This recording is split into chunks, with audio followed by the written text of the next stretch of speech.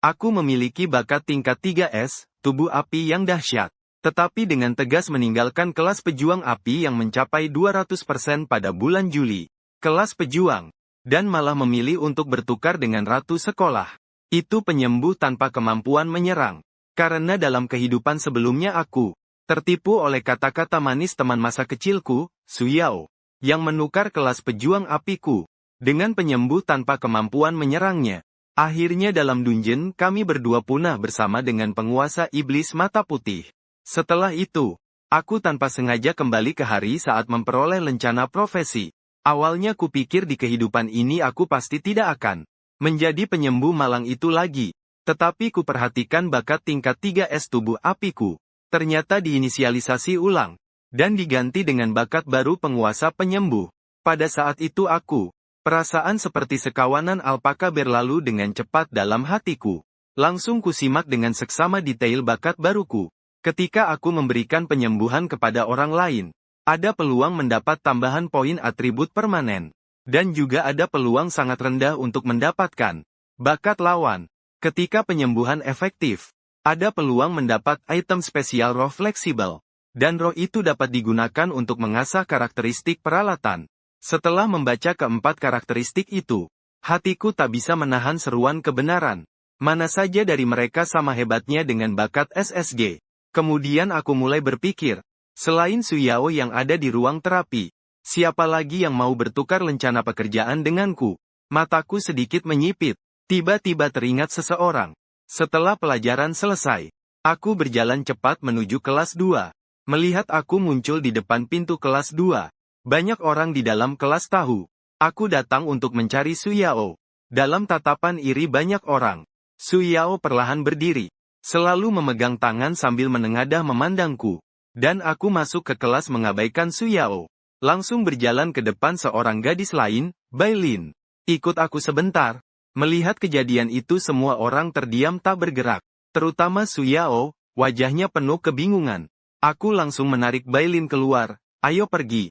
Temani aku ke suatu tempat. Seluruh tubuh Bailin bingung, benar-benar tidak tahu apa yang sedang terjadi. Dia hanya bisa terpaku mengikuti ke sudut ruangan dalam diam. Berhenti di situ, Suyao hampir meledak marah. Tak disangka, aku menggenggam tangan gadis yang paling dia benci. Mendengar itu aku berhenti melangkah. Melihat itu Suyao tak bisa menahan dingin membuliku. Hatinya berkata, kalau aku harus meminta maaf padanya di depan seluruh kelas, dia tidak akan mudah memaafkanku. Namun di detik berikutnya, aku melihat suamiku berkata sesuatu di telinga Bailing. Kemudian Bailing yang wajahnya memerah mengangguk pelan. Kedua orang itu lalu meninggalkan kelas. Melihat itu, Suyao benar-benar terpana. Di atap, Bailing menundukkan kepala dengan sedikit panik. Aku benar-benar tidak mengerti apa yang ingin aku lakukan. Aku ingin lencana terapis yang di tanganmu. Aku menatap Bailing dan berkata. Bailing mengangkat kepala dengan ekspresi bingung. Agak meragukan telinganya sendiri. Tukar, aku menatap Bailing dan bertanya lagi. Mendengar itu Bailing agak panik. Sejujurnya dia memang ingin bertukar. Sebab bakatnya adalah tubuh berat level S. Termasuk tipe pejuang. Keserasian antara pejuang api milikku dan dia melebihi 150%. Sedangkan keserasian terapis yang dia dapatkan hanya 95%. Kalau begitu kamu bagaimana? Bailing berkata dengan sedikit malu. Ya, jadi terapis saja. Kalau kamu butuh, aku bisa duduk di belakangmu. Seorang pria yang terus berusaha. Aku menatap Bailing dan tersenyum berkata. Wajah Bailing memerah. Lalu dia menggeleng, tidak bisa. Lencana profesimu terlalu berharga. Kamu khawatir kalau aku ganti profesi, maka tidak ada lagi keserasian 200%, kan? Tapi aku bilang sama kamu. Sebenarnya bakatku lebih cocok dengan terapis. Kalau tidak, kamu pikir kenapa aku mau tukar sama kamu? Bailing yang berwajah serius mengerutkan kening. Dia tahu peringkat bakatku, tapi tidak tahu secara spesifik bakat apa yang kumiliki. Melihat Bailing menunjukkan ekspresi polos seperti itu, aku tahu aku berhasil. Kamu tidak menipuku. Bailing menatapku bertanya. Menipumu itu anjing kecil, jangan percaya, kita jamin dengan jari kelingking. Setelah saling tarik-menarik, akhirnya kami bertukar lencana ketua masing-masing. Berpindah profesi jadi prajurit api. Tugasnya masuk ke salah satu zona sulit Mars api. Dan menyelesaikannya. Besok kita akan pergi bersama ke hutan api. Aku akan bantu kamu berpindah profesi. Aku menerima lencana profesi Bailing. Lalu kuucapkan lagi. Mendengar itu Bailing mengangguk seperti ayam mematuk nasi. Oh ya, ingat perihal kita tukar lencana itu. Jangan sembarangan cerita ke orang lain. Aku benar-benar menegaskan itu. Sebab sekarang seluruh sekolah sudah tahu. Aku mendapatkan lencana profesi dengan kecocokan 200%. Bahkan orang-orang tahu aku dan Bailing telah bertukar lencana profesi terapis. Kurasa kepala sekolah yang pertama akan datang menemuiku. Bahkan mungkin dari dinas pendidikan kota juga. Semua harus mengirim orang untuk menyelidiki. Saya tidak ingin membuat masalah menjadi sejauh ini. Jadi masalah ini perlu disimpan sementara. Asalkan pergantian profesi berhasil. Saya dan Bailing sudah seperti nasi matang dari beras mentah. Kalau nanti masalah ini terbongkar, itu tidak masalah. Mendengar itu, Bailing mengangguk dengan ekspresi serius. Dia juga tahu pentingnya masalah ini. Kemudian, saya dengan tanpa malu-malu menggenggam tangan Bailing lagi. Turun dari lantai. Kami berdua mengucapkan selamat tinggal di pintu kelas. Bailing, dengan percaya diri kembali ke kursinya. Seolah tidak terjadi apa-apa. Sementara di sisi lain, melihat itu, Su Yao hampir menggigit giginya sampai patah. Semakin dipikir semakin marah. Dalam hati dia membuat keputusan. Setelah pulang sekolah, langsung datang ke rumahku untuk minta penjelasan. Sekaligus menukar lencana profesiku. Malam itu setelah makan malam, aku langsung pergi ke gereja cahaya suci di daerah itu. Setiap lencana profesi memiliki misi khususnya sendiri. Hanya setelah menyelesaikan misi, baru bisa benar-benar mengikat profesi. Dan profesi penyembuh seperti ini di benua ini, hanya perlu masuk ke gereja cahaya suci dan mandi cahaya suci. Langsung bisa mengikat profesi penyembuh. Kamu datang untuk menerima mandi cahaya suci. Cukup berdiri di depan piala kejayaan. Seorang pendeta muda menatapku dan berkata, aku mengucapkan terima kasih seumur hidup. Lalu aku berjalan sesuai arah yang ditunjukkan pendeta muda, menuju prasasti kejayaan di dalam gereja. Cukup diam sebentar di depannya. Sudah bisa mengikat profesi. Anak yang baik, tepat pada saat itu. Seorang pria tua mengenakan jubah hijau muda. Diam-diam muncul di samping pendeta muda. Tersenyum sambil menatapku. Melihat itu, pendeta muda buru-buru menunduk hormat pada uskup. Kemudian, pendeta muda melirik ke prasasti batu lagi. Mengangguk, memang cukup sopan. Sedangkan aku, sudah dengan mudah menyelesaikan pengikatan profesi. Saat melihat petunjuk terakhir, langsung membuatku terkejut. Setara dengan satu ilmu penyembuhan yang kumiliki. Setara dengan 5 orang dengan tingkat kerja sama 100%. Ditambah semua ilmu penyembuhan dari bakatku sendiri.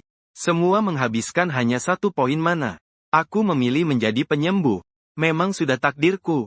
Tepat pada saat itu, 3 orang bergegas masuk ke dalam gereja. Tuan Pendeta, tolong selamatkan saudaraku. Pria yang menjadi pemimpin segera mulai berteriak dengan penuh emosi. Aku berbalik dan melihat ke arah itu. Hanya melihat penyusup, penuh dengan noda darah dan luka di tubuhnya. Salah satu dari mereka sudah dalam keadaan pingsan. Terlihat hampir tidak bisa bertahan lagi. Melihat itu, pendeta muda segera maju ke depan. Selamatkan saudaraku dulu. Dia yang terluka paling parah. Pria tua yang memimpin berkata dengan cemas. Lalu memerintahkan saudaranya meletakkan yang terluka pingsan di tanah. Pendeta muda mulai melakukan teknik penyembuhan. 2 orang lainnya menunggu dengan cemas di sisi. Halo, apakah Anda butuh disembuhkan? Pria yang memimpin itu menoleh ke arahku. Lalu mengangguk. Tanpa suara curiga, dia tidak memperhatikan lagi. Raja, aku dengan mahir mulai melakukan teknik penyembuhan. Kamu, teknik penyembuhanmu memulihkan 500 poin nyawa Liu Yong. Mendapatkan 1 poin semangat. Hatiku langsung merasa. Tak kusangka. Teknik penyembuhan pertama sudah memicu bakat khusus. Setelah merasakan manisnya, aku tak bisa menahan diri untuk semakin giat mengerahkan kekuatan. Di kejauhan, seseorang melihat pemandangan ini. Pria tua dengan jubah putih itu matanya membulat penuh takjub. Aku yang baru saja tersadar. Kecepatan melepaskan mantra penyembuhan ternyata lebih cepat darinya. Setelah melepaskan lebih dari 10 mantra penyembuhan, aku langsung bertambah 5 poin energi mental. Sementara nyawa Liu Yong sudah penuh kembali. Tak bisa lagi membuatku memicu kemampuan khusus penyembuhan utama. Aku segera beralih ke orang lain, dan mulai menyembuhkannya. Di bawah rentetan mantra penyembuhan dari aku, tambahan 7 poin kekuatan pun aku dapatkan. Belum lagi tambahan 10 jiwa spiritual. Berdasarkan poin yang didapatkan, aku menyadari kemampuan penyembuhan utama ini secara acak menambah atribut. Terlihat jelas tergantung pada profesi target. Kemudian aku melepaskan satu mantra penyembuhan lagi, dan mendapatkan kejutan baru. Aku mengangkat alisku. Tak kusangka aku dapat juga bakat tanpa dinding. Dan pada saat itu, pemuda pendeta sudah selesai menangani luka-luka parah para korban. Aku tidak sanggup menangani anggota tubuh yang hilang. Dia berkata dengan sedikit penyesalan. Luka kalian sudah sembuh. Pemuda pendeta menoleh ke belakang, terkejut melihat semua orang yang tersisa sudah sembuh total. Liu Yong memandangku penuh rasa terima kasih. Ini adalah bantuan dari adik kecil ini. Saya hanya tersenyum tipis. Pendeta muda menatap saya dengan sedikit terkejut. Tak disangka seorang penyembuh yang baru saja berganti profesi, ternyata memiliki kemampuan seperti ini. Teman muda ini, bolehkah saya tahu nama kamu? Pada saat itu juga, orang tua dari dinasti Qing sudah mendekat. Dengan senyum berkata kepada saya. Saya langsung mengenali identitas orang tua ini. Di kehidupan sebelumnya, saya juga sangat diperhatikan olehnya. Uskup Liu Qingsan, saya bernama Chen Mo. Saya menjawab dengan hormat. Bagus, saya sudah melihat penampilanmu tadi. Kamu benar-benar penyembuh paling berbakat yang pernah saya temui. Liu Qingsan memuji tanpa sungkan. Uskup, tidak perlu pujian itu. Saya hanya melakukan hal yang mampu saya lakukan. Saya menjawab sambil tersenyum. Liu Qingsan malah mengeluarkan sesuatu. Jarang sekali ada bakat sepertimu. Ini ada buku keterampilan yang berisi pencapaian. Ambillah. Melihat adegan ini, saya agak tak bisa berkata-kata. Adegan ini mirip dengan kehidupan sebelumnya. Di kehidupan sebelumnya, Liu Qingsan juga mengejar saya untuk memberikan buku keterampilan. Bahkan kemampuan saya untuk beralih jadi pendeta amarah. Juga karena bantuan Liu Qingsan. Kemudian aku baru tahu. Karena tingkat mahir dalam penyembuhan, membuat Liu Qingsan terkesan. Setelah itu aku pura-pura menggeleng, ini terlalu berharga. Tidak apa-apa, lahir tidak membawa, mati tidak membawa pergi. Daripada disimpan untuk dikuburkan bersamaku, lebih baik kuserahkan untuk kalian yang muda gunakan. Kata Liu Qingsan dengan sangat terbuka. Kalau begitu aku dengan hormat akan menerima saja. Terima kasih Uskup Liu. Aku juga tidak akan berpura-pura lagi. Dengan hormat kuambil buku keterampilan teknik hukuman dari tangan Liu Qingsan. Setelah berpamitan dengan Liu Qingsan, aku pun meninggalkan gereja. Namun aku tidak buru-buru pulang, melainkan mencari penginapan kecil untuk bermalam. Pada saat itu, ponselku berdering. Ku berangkat dan melihat itu pesan dari Su Yao. Dia sekarang di pintu taman. Memintaku membawa lencana profesi dan menemuinya. Aku membalas dengan kalimat kasar. Lalu langsung ku blokir dia. Keesokan harinya aku datang ke alun-alun profesi. Masih agak pagi dari waktu janji dengan Bai Ling. Aku berpikir bisa membeli beberapa perlengkapan dasar dan persediaan terlebih dahulu. Sekarang aku pegang 100.000 yuan. Itu uang dari orang tuaku, yang gugur 3 tahun lalu dalam kerusuhan retakan ruang. Saya mendapatkan uang pensiun. Sebagai terapis, saya tidak terlalu membutuhkan peralatan, tapi kantong penyimpanan ruang dan ramuan hukum pemulihan. Semuanya tetap dibutuhkan. Kemudian, saya menemukan seorang pedagang yang menjual kantong penyimpanan ruang. 500 yuan langsung mendapatkan satu kantong ruang tingkat pemula. Tapi pada kantong ruang ini sekarang, ada kata-kata yang bisa dicuci, washable chain. Kemudian saya mencari sudut, menghabiskan satu pecahan 0 untuk mencoba efek pencucian rantai. Dengan bunyi ding. Kantong ruang di tangan saya berkilauan ungu muda sebentar. Saya langsung memeriksa atribut setelah pencucian. Melihat sifat yang dicuci, saya terkejut dan membelalak dengan mata terbuka lebar. Asalkan saya membeli sekelompok kantong ruang 1 meter kubik, semua dibuang ke dalam kantong ruang multidimensi ini, maka saya bisa menumpuk di tangan saya ratusan meter kubik ruang. Karena banyak profesional terbatas oleh ruang penyimpanan. Dengan susah payah menyelesaikan pemandangan rahasia. Akhirnya yang bisa dibawa keluar hanya sebagian kecil barang rampasan. Sekarang saya sudah punya ini. Jadi bisa membawa barang rampasan lebih banyak dari orang lain. Lalu saya kembali ke kios sebelumnya. Sekali beli langsung 20 buah. lalu pergi ke tempat lain untuk membeli lagi. Aku melihat masih tersisa saldo lebih dari 50.000. Tanpa sadar aku merasa agak sedih. Keheningan terjadi saat itu. Aku mendengar seseorang memanggil namaku. Aku menoleh melihat ke arah suara itu. Ternyata itu Bailin yang datang. Dan di belakang Bailin ada 3 orang lagi. Di antaranya jelas terlihat sosok Su Yao. Aku tak bisa menahan mata sedikit menyipit, kotoran datang tanpa diundang. Bailin tampak sedikit malu menatapku, maaf. Dia terus mengikuti aku.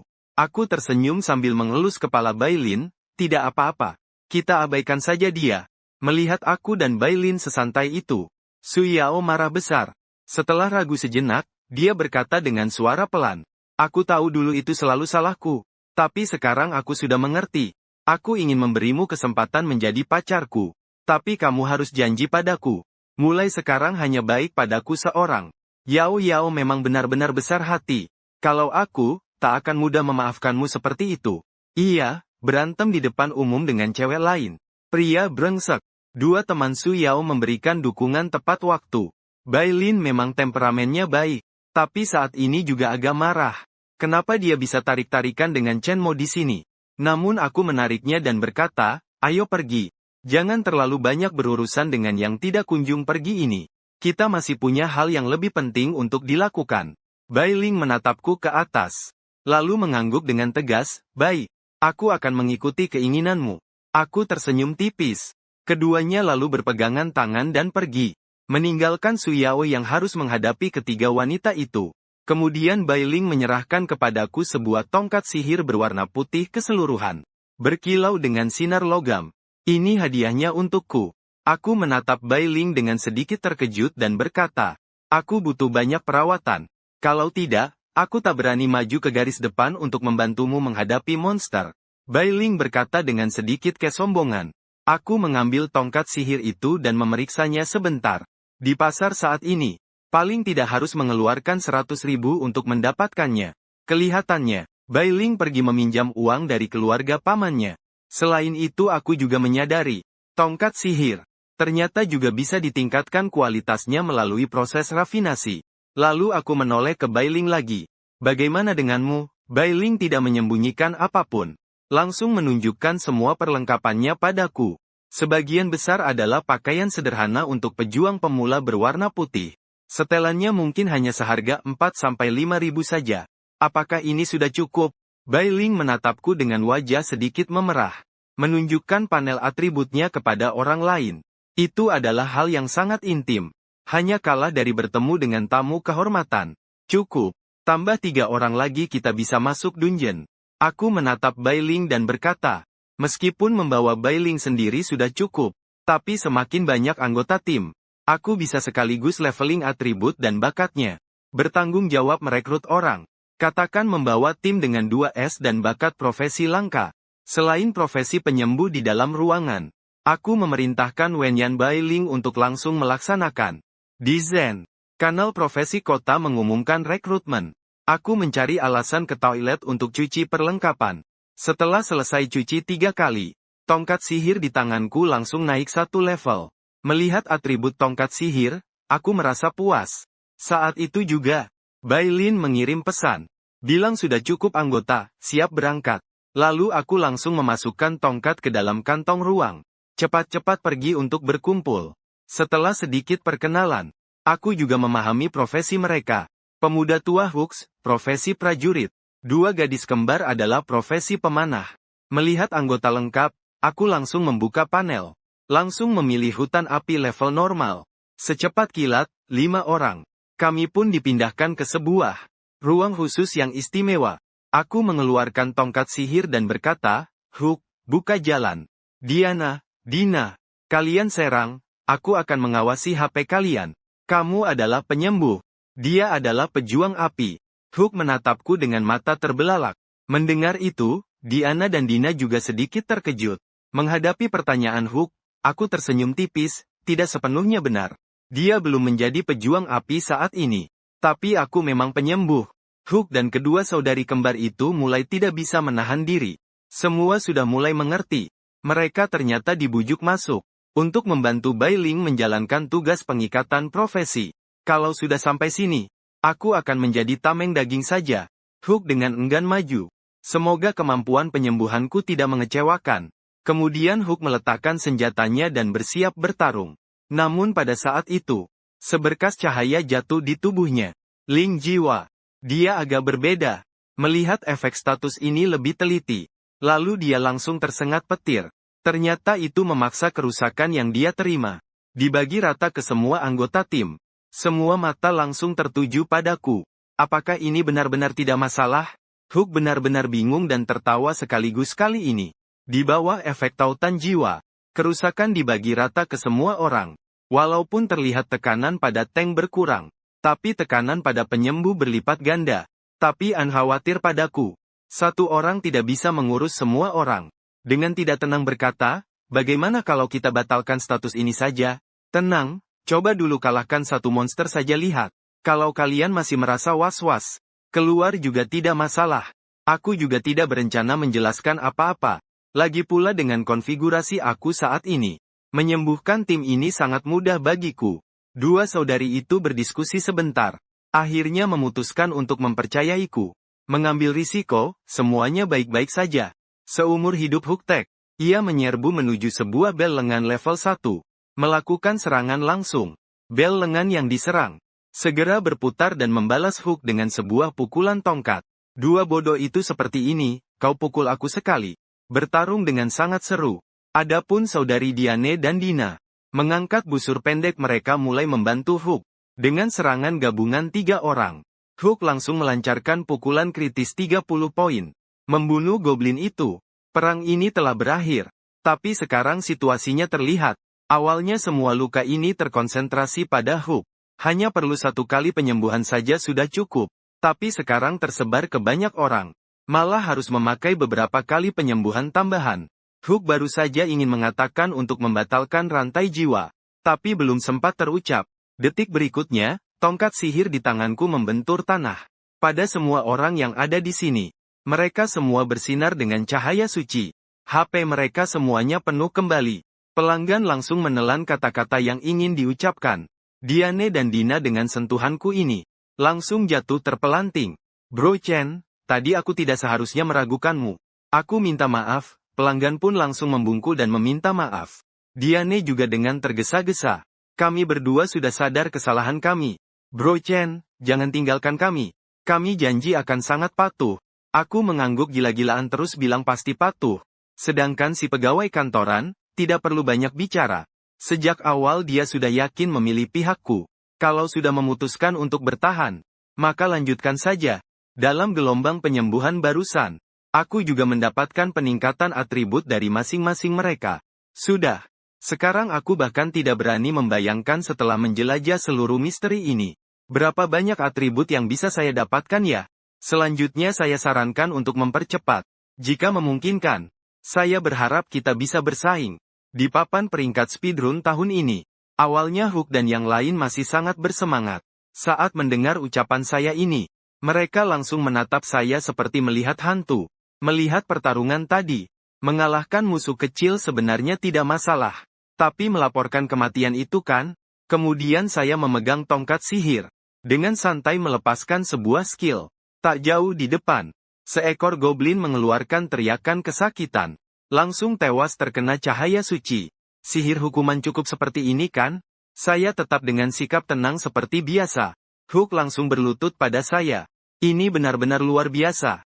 Saya Hook hari ini bertemu sosok sepertimu. Benar-benar keberuntungan yang saya dapatkan dari 8 generasi saya. Saya menunjukkan sedikit kemampuan. Membuat seluruh tim benar-benar mengikutiku.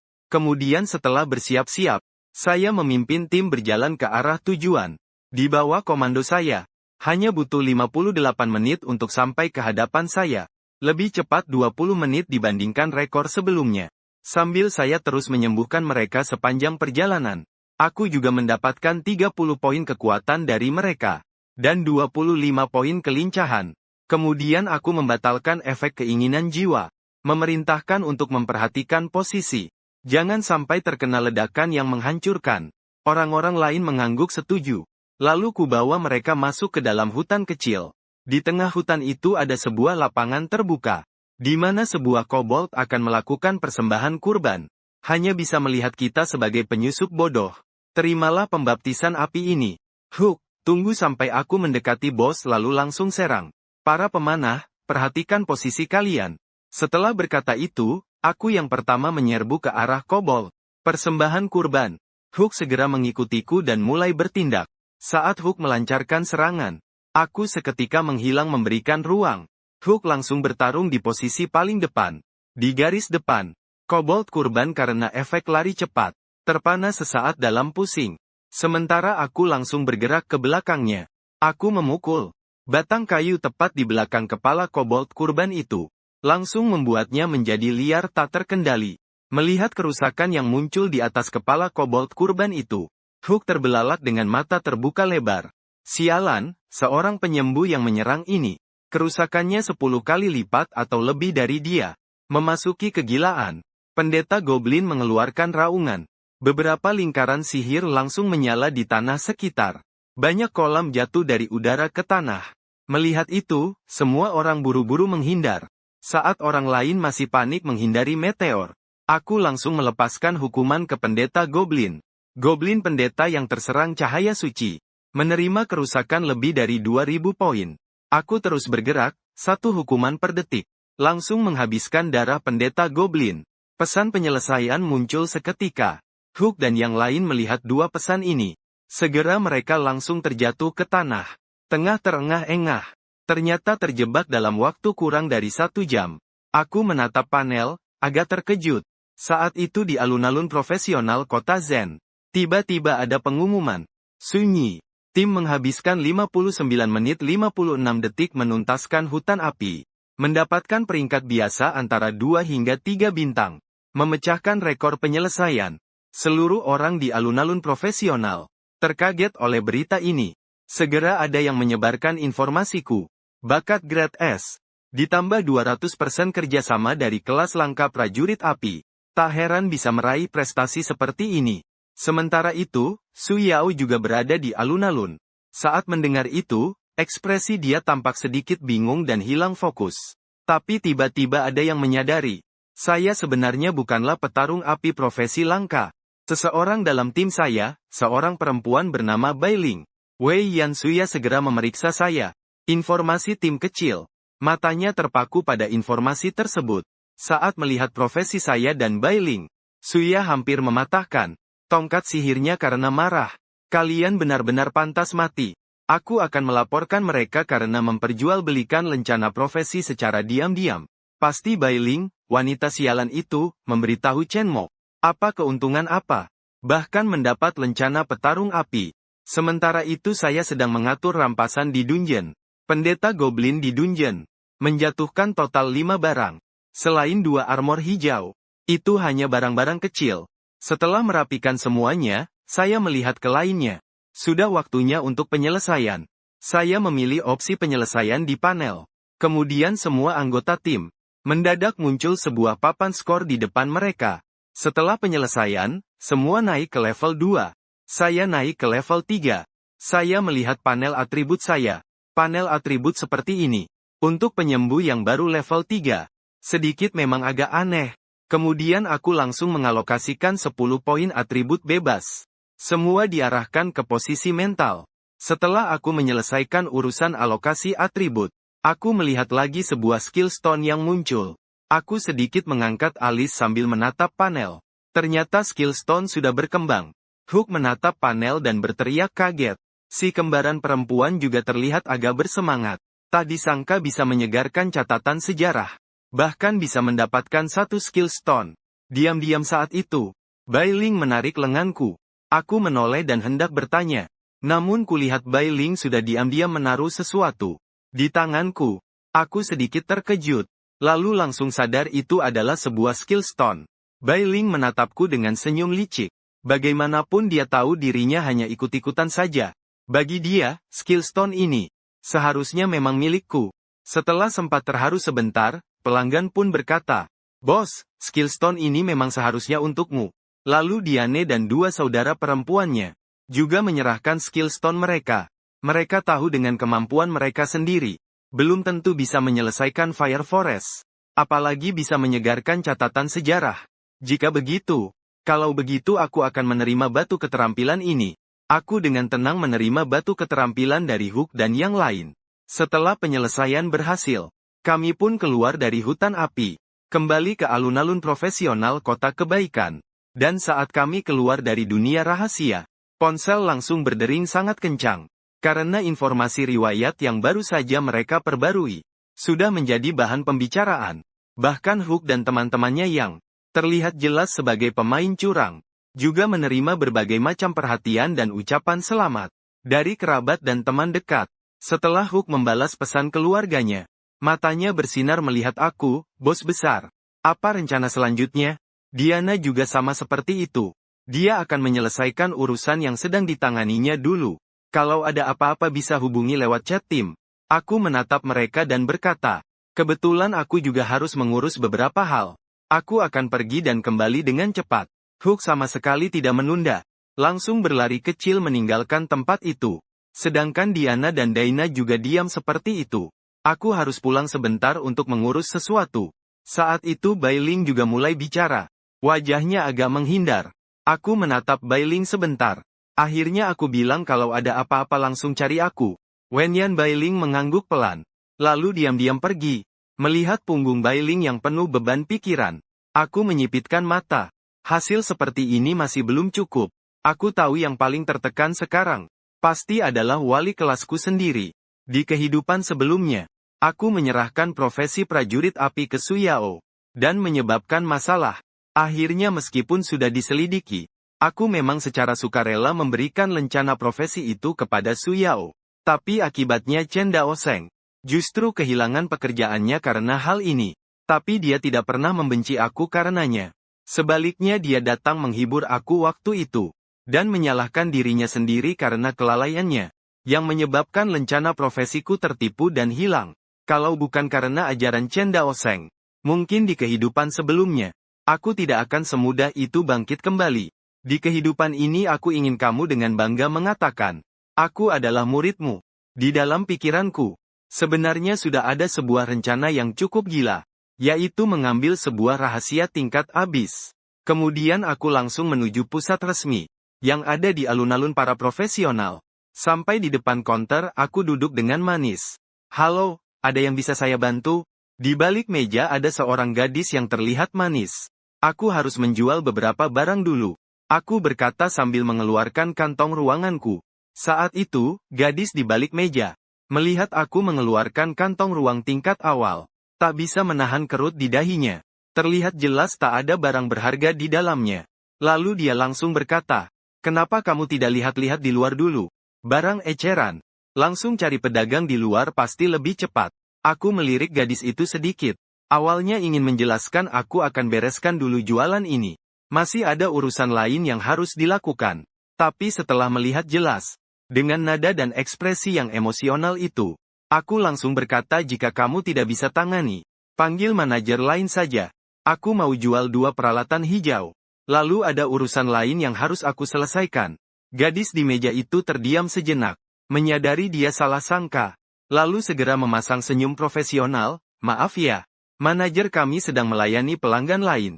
Untuk peralatan hijau juga bisa saya urus. Aku tidak akan selesai jualan tanpa mengurus pinjaman. Aku ingin kamu segera panggil manajer lain. Aku langsung menaikkan nada suara. Mendengar itu senyum gadis di meja langsung mengeras. Ada apa ini? Tepat pada saat itu terdengar pertanyaan dari samping. Pramuniaga di konter terkejut. Langsung berdiri dan berkata, Pak Zhang, tidak ada yang bisa saya tangani dengan baik. Yang datang adalah 2 orang. Seorang pria parubaya agak gemuk. Dan seorang tua berpakaian jubah pendeta berwarna hijau kebiruan. Pak Zhang melirik Wang, seorang mahasiswa biasa. Lalu tidak terlalu memperhatikan.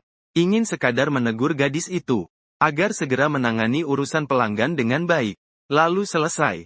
Namun, saat orang tua di sampingnya melihat saya, wajahnya langsung bersinar. Sun Mo, sungguh kebetulan sekali. Liu Qingsan tersenyum dan menyapa saya. Baru saat itu saya menyadari Liu Qingsan sudah datang. Langsung berdiri dan membungkuk sedikit. Memanggil dengan suara, Uskup Liu. Pada saat itu seluruh aula karena kegaduhan barusan. Orang-orang yang mengintip ke arah sini, mulai menunjukkan ekspresi terkejut. Tetapi tetap diam. Apakah itu Sunmo yang baru saja memperbarui catatan sejarah hutan api? Ling Sunmo. Mendengar perkataan mereka semua, pramuniaga di konter merinding. Ternyata itu Sunmo ya. Tidak heran saya langsung merasa kamu tidak biasa. Sikap Zhang Ruiki saat ini. Itu adalah belokan besar 180 derajat. Ayo jalan, ayo jalan. Mari kita pergi ke ruang VIP untuk minum teh. Zhang Ruiki menyambut Wenyan dengan sangat ramah. Aku tidak berniat melangkah. Ayo, aku masih ingin berbicara denganmu sedikit. Liu Qingsan tersenyum tipis dan berkata padaku. Sebenarnya, aku tidak bermaksud membuang terlalu banyak waktu di sini. Tapi karena Liu Qingsan yang mengundang, aku juga tidak enak untuk menolak. Jadi aku ikut berjalan menuju aula dalam. Liu Qingsan dan aku mengobrol sebentar. Lalu dia pergi untuk mengurus urusannya sendiri. Kemudian, di ruang VIP hanya tinggal aku dan Zhang Ruiki berdua. Diam saja, saudara. Di sini sudah menghitung barangmu. Bisa terjual seharga lebih dari 99.800 yuan. Aku langsung menaikkannya menjadi 100.000 yuan. Zhang Ruiki tersenyum dan memandangku berkata terima kasih. Zhang, terima kasih sudah memperhatikan saya. Aku cepat-cepat mengucapkan terima kasih, bilang tidak perlu sungkan. Kalau kamu menghargai aku, panggil aku kakak Zhang saja. Pada saat itu Zhang Ruiki juga mulai akrab. Aku tidak menolak. Aku mengangguk berkata, kakak Zhang, terima kasih. Zhang Ruiki mengangguk terus. Wajahnya penuh dengan senyum. Ngomong-ngomong, Bos Zhang, saya juga ingin mengajukan pinjaman 1 juta ke pusat Anda. Saya mulai membuka pembicaraan lagi. Wenyan Zhang Ruiki dengan hormat berkata tidak masalah. 1 juta itu sangat mudah. Saya akan segera mengurusnya untuk Anda. Saya mengangguk. Dengan tenang mengangkat cangkir teh dan meminumnya. Tak lama kemudian Zhang Ruiki menyetujui pengajuan tersebut. Disertai dengan kartu hitam profesional. Kemudian saya memasukkan kartu itu ke dalam saku. Bangkit berdiri. Dengan sopan berkata terima kasih Kak Zhang, saya merepotkan Anda. Saya masih ada urusan lain. Jadi tidak akan mengganggu lebih lama. Sama-sama, sama-sama. Kapan saja adik Chen ada waktu. Silakan datang kapan saja untuk minum teh. Zhang Ruiki tersenyum sambil berkata seperti itu. Saya menatapnya dan mengangguk sedikit. Lalu saya pun meninggalkan pusat profesional itu. Kemudian menemukan sebuah toko kecil yang khusus menjual berbagai macam mekanik. Dan boneka mekanik. Membeli 10 boneka domba mekanik. Setelah persiapan selesai. Kembali ke tempat yang sudah dijanjikan dengan para anggota tim. Namun ada beberapa orang berdiri di sana. Dan hanya satu. Yang saya kenal adalah Hook resmi. Ketika melihat saya datang, Hook dari kejauhan melambaikan tangan ke arah saya. Bos, kamu akhirnya datang juga. Setelah aku melangkah masuk, Hook mulai membuka mulut dan berkata. Aku juga mengangguk tanpa yakin sambil meragukan. Tapi tetap saja aku memandang Hook dengan bingung. Tidak mengerti kenapa dia membawa 2 orang ini datang. Bos, begini ceritanya. Aku tidak enak kalau ikut kamu latihan bersama. Lagi pula di dalam tim sudah ada satu pejuang. Tapi jangan salah paham. Aku tetap menganggap kamu sebagai bosku. Hook menjelaskan. Maksud dari ucapannya sudah sangat jelas bagiku. Karena profesinya berbeda dengan pekerja kantoran. Dan pekerja kantoran itu juga langka. Sementara dia hanya pejuang biasa. Sudah kamu pikirkan dengan matang. Aku tidak terlalu memaksa untuk menahanmu. Aku sudah memikirkannya dengan matang. Hook berkata dengan pasrah. Aku melihat ke arah anggota tim di belakang Hook. Satu membawa sebuah tongkat sihir. Satu lagi menyelipkan seruling di pinggang. Tangan mereka masing-masing adalah penyihir dan pembunuh. Kedua orang itu melihat aku memandangi mereka dengan gugup. Sedikit tegang. Segera mereka tersenyum lebar. Kalau tidak keberatan, tunggu sebentar lagi ya. Aku melihat waktu. Hampir sudah saatnya untuk janji bertemu. Dan Bailin serta sepasang kembar itu belum datang. Saat itu saya mulai memiliki sedikit penilaian dalam hati. Wenyan Hook pun menyetujuinya. Setelah 10 menit berlalu, saya juga mengetahui nama 2 orang lainnya. Sang penyihir bernama Zhao Sueming. Pembunuhnya bernama Li Feng. Mereka sama seperti Hook, siswa dari sekolah menengah eksperimen. Tapi bagaimana mungkin kedua saudara perempuan itu belum juga datang? Hook melihat waktu, sudah tepat waktunya. Namun belum terlihat jejak beberapa perempuan itu. Saya hanya tersenyum. Lalu berkata kalau mereka berdua tidak datang. Maka sebaiknya dikeluarkan saja. Gantikan dengan 2 teman sekelasmu. Setelah Zhao Xueming dan Li Feng mendengar itu, keduanya tak bisa menyembunyikan kegembiraan di wajahnya. Baiklah, bos. Kami pasti akan sepenuhnya mematuhi pengaturanmu. Lihatlah, aku tidak mengizinkan dia keluar. Malahan mengundang temannya untuk bergabung dalam tim. Hook pun menjadi sangat terharu. Kemudian, saya melihat ketiga orang itu setuju untuk bergabung dalam tim. Kemudian langsung mengeluarkan Dai An dan Daina. Saudara perempuan itu dikeluarkan. Sedangkan Bailin sudah mengirim pesan kepadaku. Katanya akan terlambat beberapa menit. Sementara itu Dai An melihat pesan bahwa dirinya telah dikeluarkan dari tim. Tak bisa menahan tawa sambil berkata dia sudah mengusir kami. Beruntung aku tidak perlu membuka mulut untuk bilang mau keluar tim. Kakak, apa ini kurang baik ya? Daina agak malu-malu berkata baik atau tidak baik. Kita sekarang sudah level 2. Mengajak orang lain naik level, satu orang minimal bisa dapat 50.000. Satu kali dungeon rahasia. Langsung jadi pendapatan 150.000. Tidak kalah dengan ikut dia ngefarm dungeon rahasia. Item yang jatuh semuanya menambah kekuatan kaki Kan. Dian dengan nada kesal berkata. Daina ragu-ragu berkata. Tapi kita benar-benar bisa membawanya naik level ya? Tenang saja aku yang akan jadi komandan. Lagi pula aku sudah kontak orang-orangnya. Uangnya sudah diambil, kalau mau bisa dikembalikan untuk atur ulang. Dian dengan tidak sabar berkata. Melihat itu Daina cuma bisa pasrah menerima.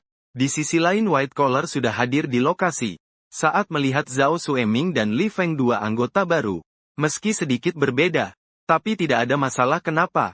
Kalau anggota habis, aku yang akan bilang untuk pertandingan berikutnya. Kita tetap ke hutan api.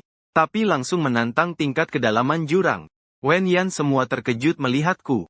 Tingkat kedalaman jurang. Hook berteriak kaget. Betul, itu tingkat kedalaman jurang. Utamanya aku butuh kalian bantu aku membuka reputasi. Dan ini adalah terakhir kalinya saya tidak mengenakan biaya. Tapi menggunakan cheat. Saya mulai berbicara lagi. Saya bersedia mengikuti bos berpetualang ke Abyss Gathering. Hook menatap saya dengan tegas dan berkata. Zhao Xueming dan Li Feng melihat teman mereka. Mereka juga langsung memutuskan untuk ikut bertaruh. Bagaimana denganmu? Saya menatap Bailing. Saya tidak masalah. Bailing agak mempertahankan diri, menunjukkan selama ini adalah pengaturanku. Dia akan menurutinya. Baiklah, kita berangkat sekarang. Saya tersenyum sambil memandang mereka. Kemudian dengan cepat membuka panel saya sendiri. Memilih Secret Realm dan langsung mulai teleportasi. Saat kami memasuki Secret Realm. Sebuah pesan muncul di depan semua orang di Plaza Profesi. Tim Sunmo memasuki Abyss Gathering di Fire Forest.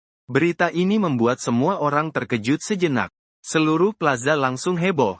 Aku benar-benar nekat. Di timnya masih ada dua pemula level 1. Takutnya mereka akan mati di sana. Dalam sekejap seluruh Plaza Profesi terkesan sangat terkejut oleh berita ini. Di plaza yang sama, Diane dan Dina tidak bisa menahan diri dan saling menatap. Dalam hati mereka merasa beruntung, untung saja. Mereka dikeluarkan dari tim. Saat ini di SMA Negeri 1 Kota Chan. Su Yao, dengan wajah penuh kegembiraan memegang sebuah catatan transfer uang. Ini adalah yang dia dapatkan dari bank dengan mengandalkan koneksi. Mendapatkan catatan transaksi saya. Di sana ada sebuah akun publik, yang mentransfer 1 juta kepadaku. Dia percaya bahwa 1 juta ini pasti berasal dari seorang white collar yang membeli lencana saya, yang mentransfernya kepadaku. Perlu diketahui bahwa jual beli lencana pekerjaan adalah tindakan yang sangat melanggar hukum. Kemudian, Su Yao membawa catatan transfer ini kembali ke sekolah. Langsung menuju kantor kepala sekolah dan membuka pintu dengan cepat. Saya ingin melaporkan. Begitu dia masuk hanya terlihat sekelompok orang. Semua menatapnya dengan tajam. Ini membuat Su Yao terkejut. Karena di dalam orang-orang itu, ada beberapa yang memakai seragam aliansi profesional. Su Yao, kamu sedang melakukan apa? Di dalam ruang kepala sekolah. Chen Daoseng yang sudah pusing karena masalah saya. Berasa aneh.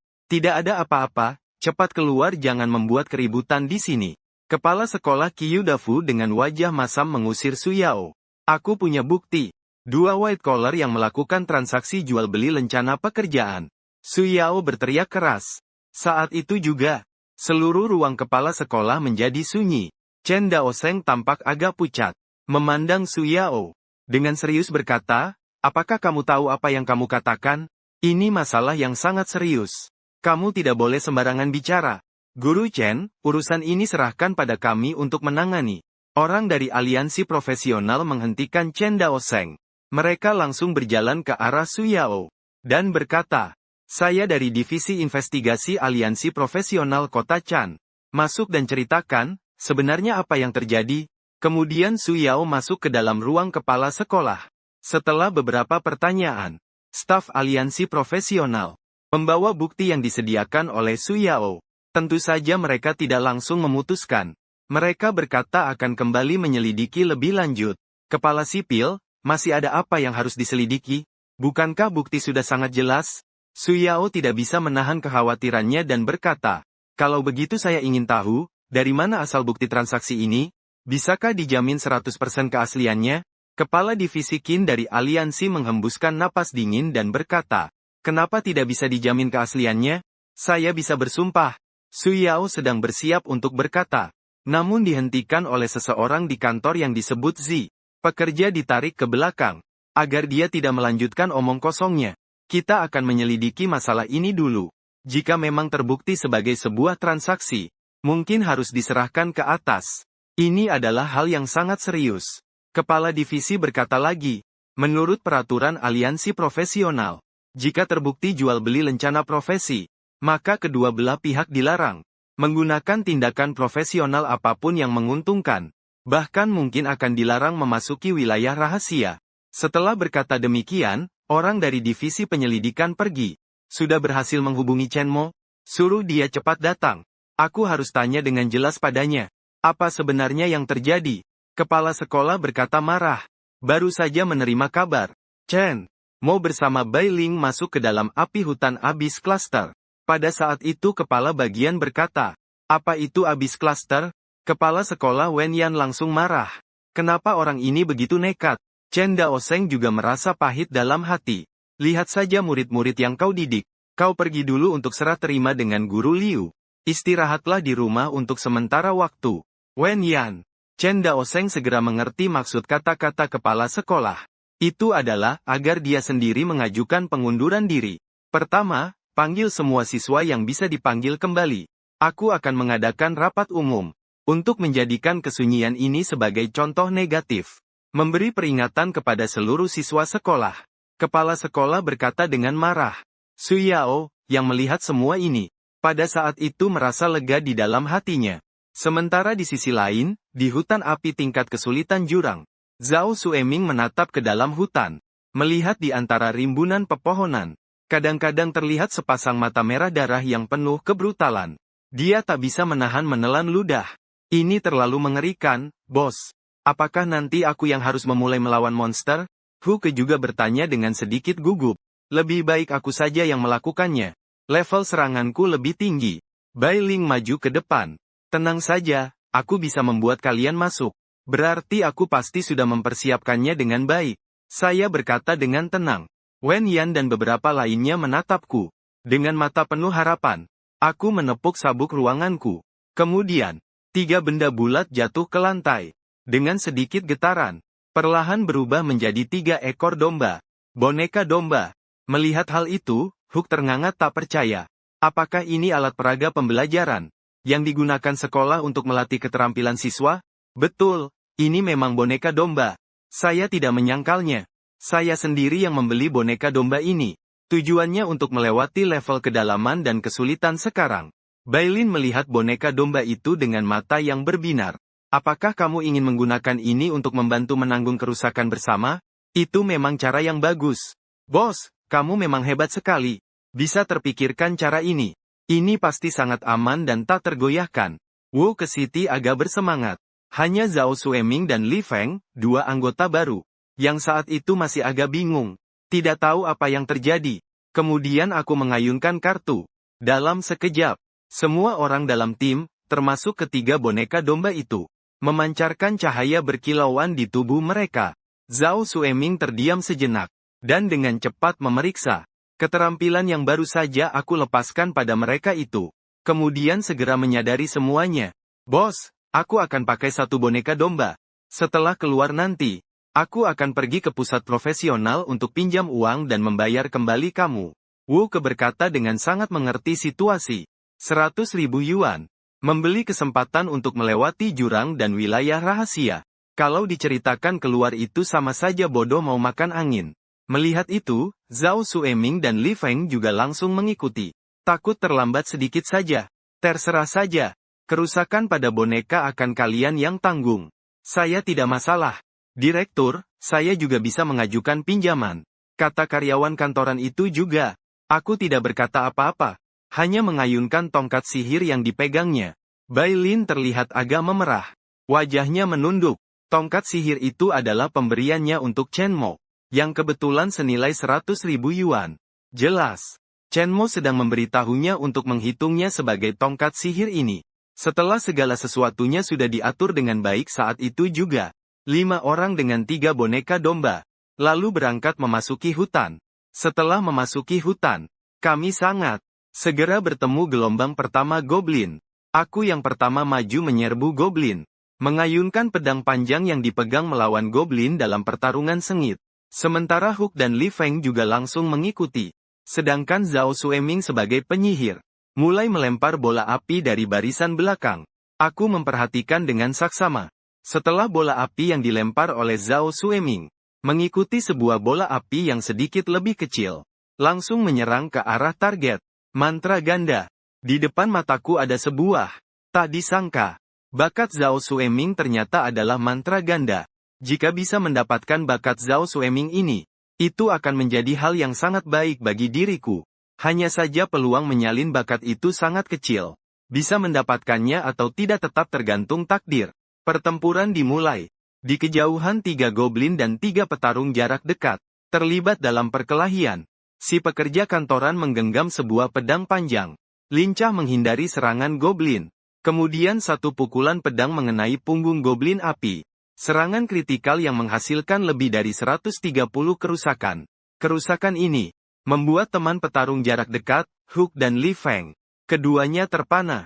Kelas langka memang jauh lebih kuat dari kita. Memang, Hook dan Li Feng tidak hanya merasa iri. Dan setelah membunuh satu goblin api, si pekerja kantoran menghilangkan darah segar pada pedangnya. Mendengar percakapan Hook dan Li Feng, dia tak bisa menahan diri untuk menggelengkan kepala. Bakat yang cocok dengan kelas dan kemampuan diri sendiri. Itu masih yang terbaik. Setelah mengatakan itu, dalam tim, semua orang memancarkan cahaya yang sudah dikenal. Lalu nilai nyawa mereka kembali penuh. Tentang ini, Hook dan Li Feng sangat setuju. Istirahatlah sebentar. Dalam 20 menit lagi seharusnya kita sampai pada pertarungan bos. Aku selesai menggunakan sihir penyembuhan dan berkata lagi. Baiklah, akhirnya bisa beristirahat. Hook menghela napas lega. Sedangkan Li Feng langsung duduk ambruk di tanah. Merasa seluruh tubuh pegal dan sakit. Dalam suasana penuh tekanan seperti ini. Tanpa kekuatan yang cukup untuk bertahan. Bertahan selama setengah jam saja. Sudah cukup membuat seseorang hancur. Saat ini dalam seluruh tim. Ada satu orang yang keadaan mentalnya masih sangat penuh semangat. Zhao Sueming yang bertanggung jawab menjaga Yang. Saat ini masih membagikan ramuan penambah stamina kepada semua orang. Melihat Zhao Sueming yang tersenyum cengengesan, Hook dan Li Feng hanya bisa terdiam. Orang ini benar-benar beruntung. Melihat sebentar, Zhao Sueming yang sedang membagikan ramuan stamina. Aku tidak bisa tidak merasa sedikit frustrasi. Bakat ini sungguh sulit. Kita sudah mengumpulkan hampir 100.000 penyembuhan. Namun tetap saja tidak mendapatkan bakat yang sama. Aku melihat jumlah penyembuhan yang terkumpul di panelku. Sangat kesal.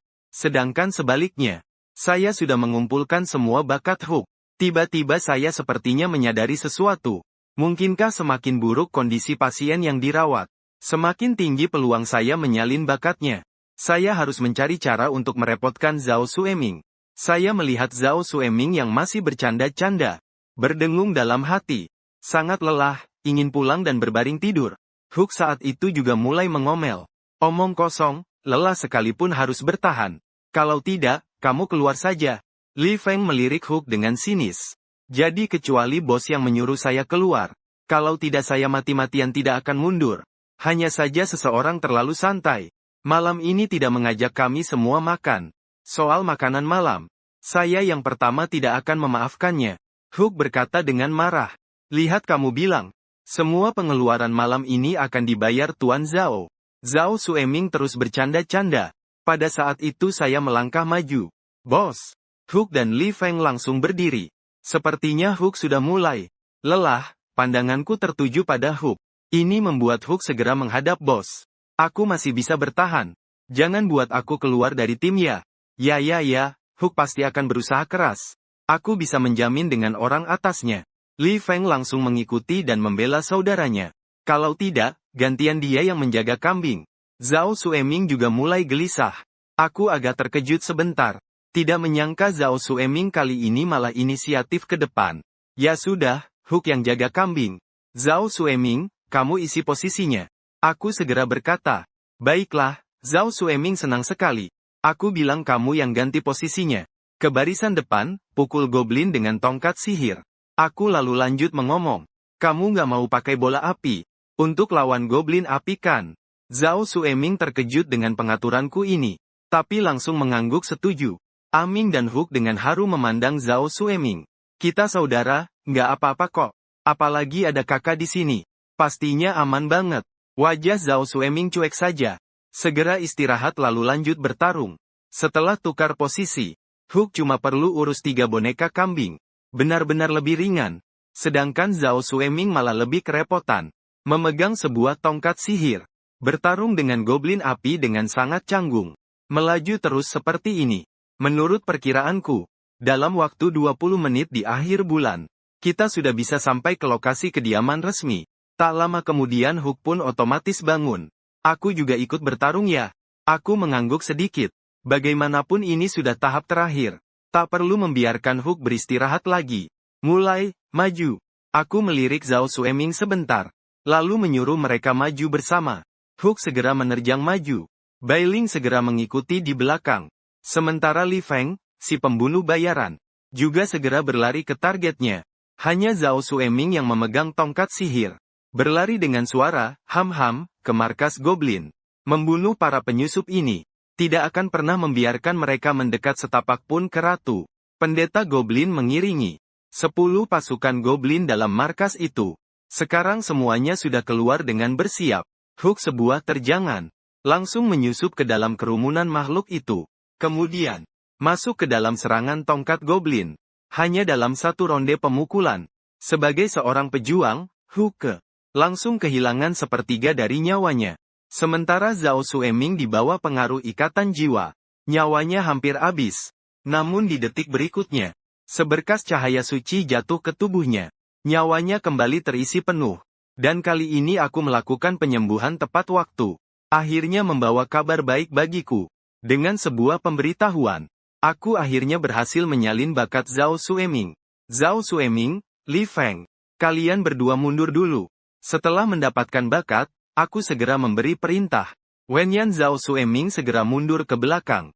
Aku langsung menghilangkan efek ikatan jiwa. Untuk mencegah 2 pemula level 1. Tidak mampu menahan beban kerusakan yang dibagi. Dan langsung mati seketika. Saat itu aku berjalan sambil mengeluarkan deskripsi dan teknik hukuman secara bergantian. Dengan tambahan kekuatan sihir sebesar 5 poin. Aku hampir dengan satu teknik hukuman menghabisi 1 goblin api. Sementara Zhao Sueming dan Li Feng yang berada di barisan belakang terperangah melihatnya. Dengan dukunganku, 2 pejuang di barisan depan juga merasakan tekanan yang turun drastis. 10 goblin api dihabisi satu persatu oleh ilmu hukuman saya. Segera di dalam pos itu, hanya tersisa 1 pendeta goblin. Penyusup terkutuk. Kalian tunggu saja. Pendeta goblin, setelah melihat semua bawahannya tumbang, langsung berbalik dan melarikan diri. Jangan pikir bisa kabur begitu saja, aku langsung menyerang. Sebuah serangan mematikan, memperlambat kecepatan sang pendeta goblin. Dan aku memanfaatkan kesempatan itu. Segera memanggil jurus perbatasan. Kali ini, aku tidak memicu kondisi kegilaan pendeta goblin. Langsung menggunakan ilmu hukuman untuk membunuh tanpa ampun. Angka merah darah yang tak terhitung terus muncul di atas kepala pendeta goblin. Dalam kekacauan Bailing, pendeta goblin tak bisa lari kemana-mana. Hanya bisa bertarung mati-matian dengan Bailing. Kenapa rasanya bakat bos ini Mirip dengan milikku. Zhao Xueming memperhatikan angka-angka yang terus muncul di atas kepala pendeta Goblin. Kadang muncul kerusakan sekitar 500 poin. Agak terkejut tanpa sadar. Omong kosong apa itu? Jangan sekali-kali memuji diri sendiri terlalu berlebihan. Li Feng melirik Zhao Xueming. Dengan kerja sama saya dan Bai Ling, pendeta Goblin segera tumbang, melepaskan tumpukan barang di tanah. Semua adalah bahan berwarna hijau. Dan di antaranya bahkan ada cahaya biru. Mendapatkan perlengkapan biru.